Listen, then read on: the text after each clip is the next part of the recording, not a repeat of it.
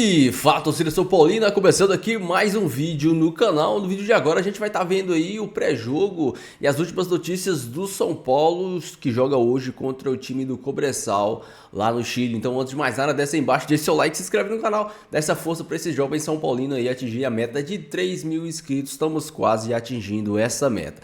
A gente vai ver aí as notícias com o Edu Afonso e também um corte que eu separei aí dos comentaristas lá da Band Esportes, falam da provável escalação do São Paulo. No final do vídeo eu volto trazendo a minha opinião, os meus comentários, e a gente vai debater um pouco sobre esse time do São Paulo e as mudanças que o Zubeldia deve fazer no time para a equipe para o jogo de hoje, beleza? Crédito de direitos autorais vou estar deixando na descrição, sem mais enrolação, bora pro vídeo.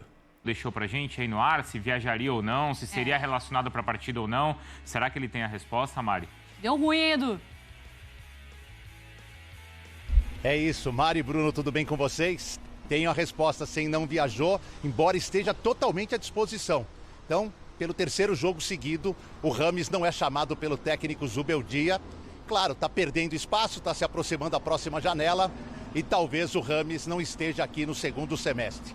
Mas muita gente viajou importante, vai a força máxima do São Paulo, exceção aos machucados, para buscar, quem sabe, uma classificação antecipada. E eu explico como isso pode acontecer. Se o Tajeres, no jogo das 19, vencer o Barcelona de Guayaquil e o São Paulo vencer o Cobressal, Tajeres e São Paulo estarão classificados. Um com 10 e outro com 9 pontos. E aí, nas duas últimas rodadas, o São Paulo jogando duas em casa, o Tajeres tem uma vantagem de 1 ponto, mas o São Paulo pega o Tajeres no Morumbis, o São Paulo terá como brigar pela primeira colocação do grupo. Por isso o Zubeldia hoje deve escalar. Se o time for num 3-5-2, Rafael no gol, Arboleda, Alan Franco e uma dúvida, Diego Costa ou o Ferrarese, Igor Vinícius e Michel Araújo. No meio de campo, outra dúvida, Luiz Gustavo ou ainda o Bobadilha, Alisson e Nestor, e no ataque, Luciano e Caleri. Mas ele pode tirar um zagueiro e pode ir bem mais ofensivo com o Ferreirinha como terceiro atacante em busca de um time mais ofensivo. Até porque vai jogar sem pressão, né, Bruno?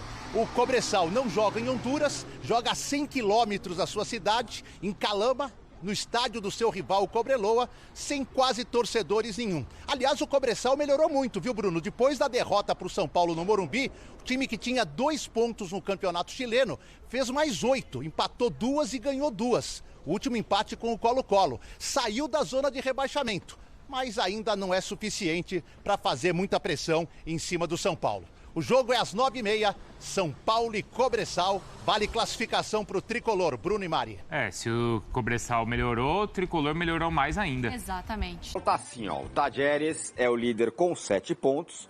O São Paulo, depois daquela vitória contra o Barcelona fora de casa, ficou bem na fita, com 6 pontos. Barcelona com 2, ainda com chance, mas quase não.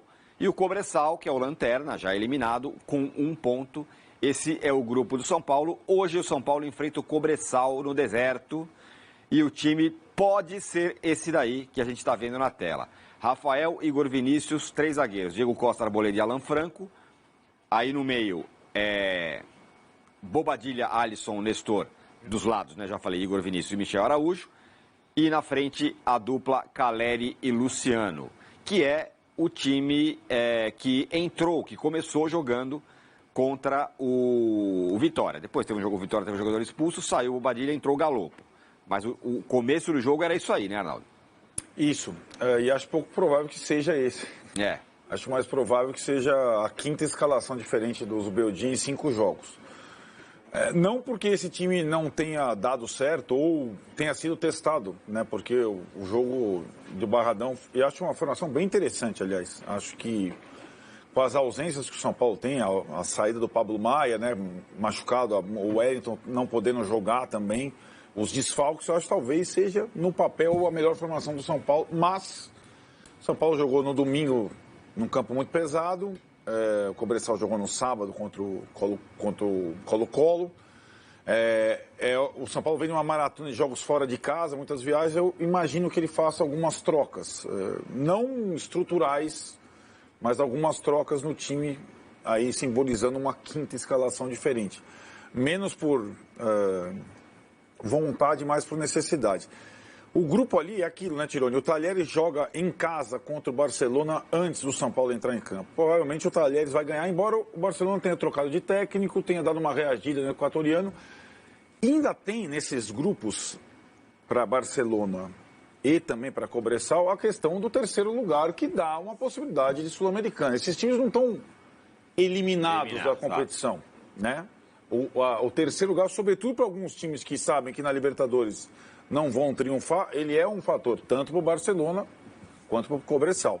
Mas, digamos que dê a lógica, o Talheres vença, ele vai a 10, abre para o São Paulo, que vai ainda receber o Talheres, mas para o São Paulo ser o líder do seu grupo, ele vai precisar, para não depender de ninguém, fazer o 100%, ganhar 9 pontos. Não acho que seja simples a tarefa, mas teria que contar com esses 3 pontos aí. O Talheres ganhou do Cobressal em Caloma, e o São Paulo tem esse desafio antes de começar uma fase que é mais ou menos aquela que o Botafogo viveu. Uma fase paulista. O São Paulo vai ficar em São Paulo durante um bom tempo. Sequência de jogos em São Paulo, a volta da Copa do Brasil, a volta da Libertadores, os jogos do Brasileiro em que ele praticamente não jogou em São Paulo até agora, só contra o Palmeiras, vão acontecer depois desse último jogo em Calama. Versa jogo no deserto contra o Cobressal.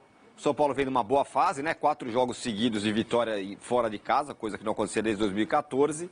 Uma nova escalação possível para o jogo de hoje. O vento está arrumando a favor nos últimos tempos, aí, nas últimas semanas no São Paulo, no momento da tabela ruim, que tinha muito jogo fora e tudo mais. Pois é quase que o final dessa maratona aí, praticamente, né, do São Paulo. E calhou aí de ser um lugar complicado sempre para chegar, né? O Corinthians chegou a jogar lá também, teve dificuldade de voo, para sair também teve dificuldade, o clima lá não é nada tranquilo.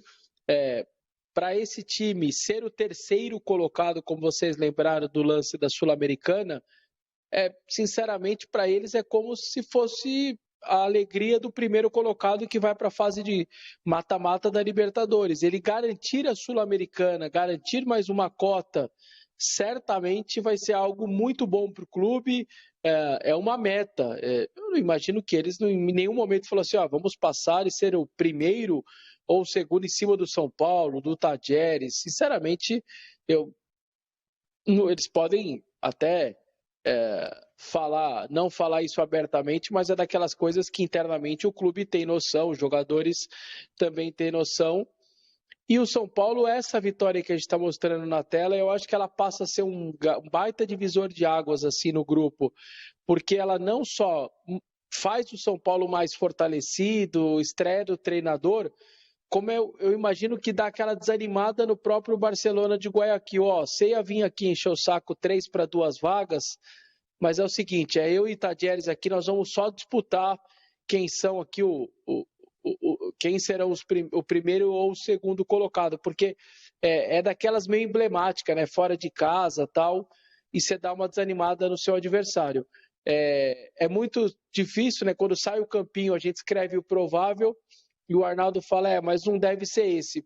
É erro nosso? Não, é porque o treinador é exatamente um treinador que faz com que vocês que têm muito conhecimento do São Paulo tenham dificuldade de ter o time, o Raí Monteiro nos bastidores para montar o campinho também tenha dificuldade, e talvez exatamente esse é uma virtude do próprio treinador, de deixar o óbvio de lado, além de todo o desconhecimento que ainda a gente tem um pouco dele e tal, do dia a dia, do jeito que ele do jeito que ele se comporta, talvez esse lance de não ter um time sempre muito confirmadinho, muito garantido, como o Carille, por exemplo, tinha, e às vezes até anuncia antes, com antecedência. O próprio Dorival, talvez, né? A gente vai ter essa... O próprio Dorival era difícil errar uma escalação com ele, né, Arnaldo?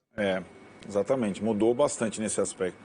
Agora, a gente estava vendo, esse aí foi o jogo contra o Cobressal no Morumbi, né, do São Paulo. Isso. E o São Paulo ganhou apertado. Isso com o Carpini ainda, né? E esse pode ser um fator de desequilíbrio na hora H ali, né? Porque o São Paulo, né?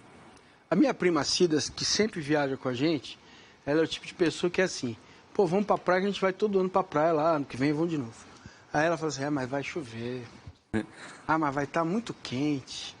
Ah, mas será que vai faltar água? Ah, mas meu Deus do céu, a praia vai estar muito cheia. Eu falei, prima, então não vai. Ela vai. Ela vai, ela é gente boa, ela adora pif-paf, carta, joga bem nos dados. É uma ótima companhia, mas tem isso, entendeu? Você acorda às 8 horas da manhã, olha pro céu ali, tem um Juqueí, às vezes tá meio fechadinho, depois abre o sol, ela abre, vai baixar a temperatura. Fala, praia 50 graus. Me cabe lembrar que os últimos 3 vitórias do São Paulo foi com um jogador a mais, com um jogador expulso logo no começo do jogo. Sim. Então, calma, tá? Porque senão o rebote da euforia não é bem assim, tá vendo? Não conseguiu ganhar do Cobressal lá, Acho que é por então isso não é por aí. O Vessone lembra a partida do Barcelona. É isso, que é a claro. estreia do cara fora. Entendeu? O São Paulo apertado, poderia ser ultrapassado pelo Barcelona, aí não teve jogador expulso, não, e o São Paulo ganha no Equador, coisa que o Talheres não conseguiu ganhar. E acho que essa é a partida, por isso que ele fala de divisor de águas, o Vessone. Porque de fato é uma partida importante, que não é simples ganhar do Barcelona em Guayaquil. O São Paulo ganhou na estreia do técnico, no 11 contra 11. Né? Ajudou bastante esse início dele, o fato dele conhecer o time, assistir os vídeos do Luciano, fazer o trabalho dele, mas também os adversários tomaram o cartão. Não estou dizendo que o árbitro acertou, errou, não estou discutindo isso.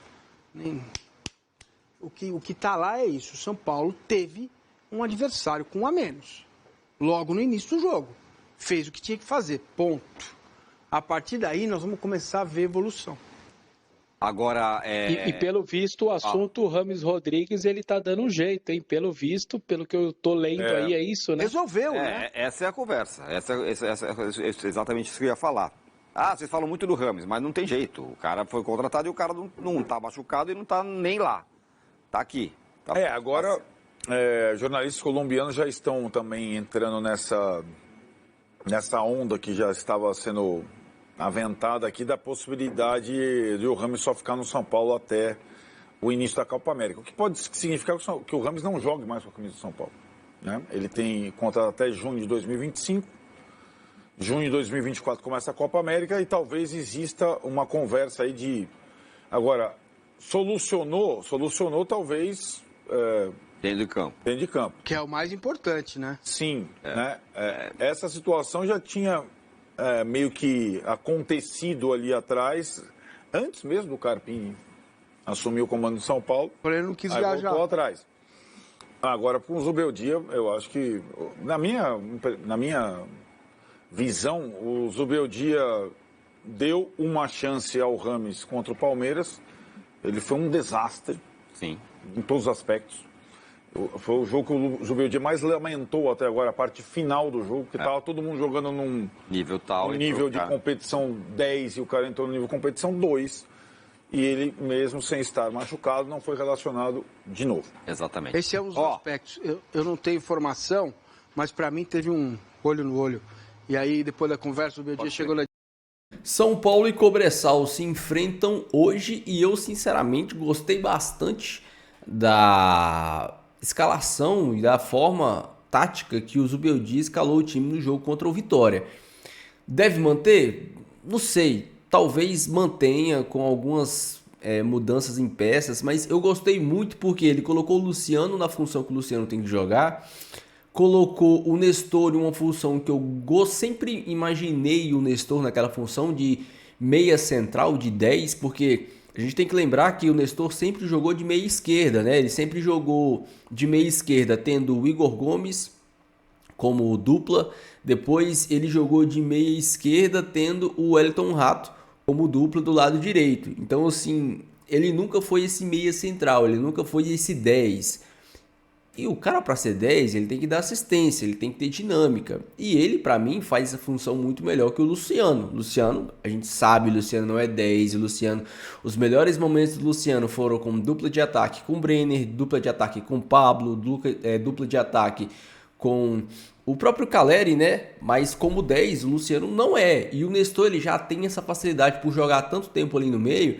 Talvez ele sendo um 10, tendo a capacidade de cair tanto pelo lado esquerdo quanto pelo lado direito, isso ajude ele a evoluir ainda mais, que o Nestor é um moleque que tem muita capacidade, ele evoluiu muito, o Rodrigo Nestor evoluiu muito, e assim, na ausência do Lucas, o Rames não deve jogar mais pelo São Paulo, o Nestor é uma boa saída, o Nestor é um bom jogador para atuar naquela faixa de campo ali. A dupla de volante é o que ainda me deixa assim com mais dúvidas. Se ele vai deixar Alisson e Bobadilla, se ele vai colocar o Luiz Gustavo ali. Eu particularmente gosto muito do Bobadilla, acho que ele dá uma dinâmica e uma saída de bola muito boa. Acho que a saída de bola dele é bem melhor que a do Pablo Maia, porque o Bobadilla não tem aquele medo de virar, né? Recebe a bola de costas, o Bobadilla ele já tem o cacuete de virar e dar continuidade para a jogada. O Pablo Maia, a bola vem da defesa, ele devolve a bola, ou ele dá sempre aquele toque para o lado, sempre aquele toque para trás, acaba travando um pouco a saída de bola do São Paulo.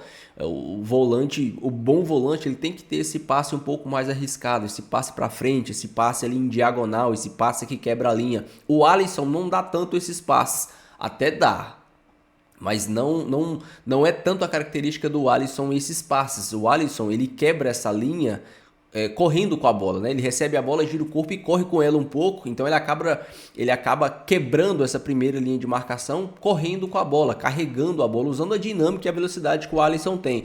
E o Alisson tá em todo lugar, né, cara? Corre muito, tá numa fase simplesmente espetacular o Alisson, bom achado, um cara que passou por problemas sérios aí de depressão, enfim.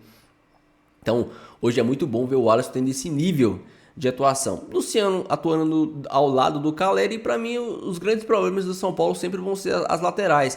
O Rafinha logo volta. Galera, o Rafinha tá bem velho já. O Rafinha ele já não tá mais aguentando um jogo em alto nível, né? Então, assim, nós precisamos de um lateral mesmo. O Igor Vinícius, ele é mais um ala. Ele marca muito mal mesmo. E o Wellington, cara, é engraçado. O Wellington, ele acha que joga muita bola. Ele é tipo um Reinaldo, só que o Reinaldo, ele atacava muito bem, assim como o Wellington, mas o Reinaldo acertava cruzamentos. O Reinaldo, ele tinha um cruzamento bem venenoso, bem chato para a defesa. O Wellington não. O Wellington não acerta cruzamento, ele é horrível, então ele marca mal. Ele ataca bem. Quando eu falo ataque, ele tem posição física para dar o tapa na frente e chegar na frente do adversário. O problema é que o cruzamento dele é uma piada, né? Ele não acerta nenhum cruzamento e ainda quer 600 mil para renovar. Esse jogador hoje em dia tá fácil, viu? Às vezes eu me arrependo e fico triste de não ter conseguido virar pro jogador profissional, porque se o Juan é jogador e o Wellington é jogador, meu amigo. Então, assim, São Paulo bem mais confiante que o Zubeldia. O Zubeldia deu um padrão tático bem específico. Hoje a gente assiste o São Paulo jogar e a gente vê, o time já tem padrões que visivelmente, até para quem não entende de tática, até para quem não presta tanto atenção nisso, quando você assiste o São Paulo, você já percebe que tem alguns movimentos coordenados que se repetem. Isso é trabalho. O time do Carpini era um catado, todo mundo corria para qualquer lado, ou às vezes para lado nenhum, ficava todo mundo parado. E esse era o grande problema. Com o Carpini, com o Zubeldia, não. Os jogadores já têm movimentos pré-estabelecidos, movimentos trabalhados. A bola vai para um lado, o Alisson faz esse movimento, o Luciano faz esse, o Igor faz esse. Tem triangulação, tem posse de bola, tem movimentação, e isso é trabalho. Isso é o dedo do treinador, a visão que o treinador passa para os atletas, e os atletas estão entendendo o que o Zubeldia quer. Isso é muito bom. E eu tô muito curioso para saber como que o Lucas vai se encaixar nesse time. Lógico, Lucas titular absoluto.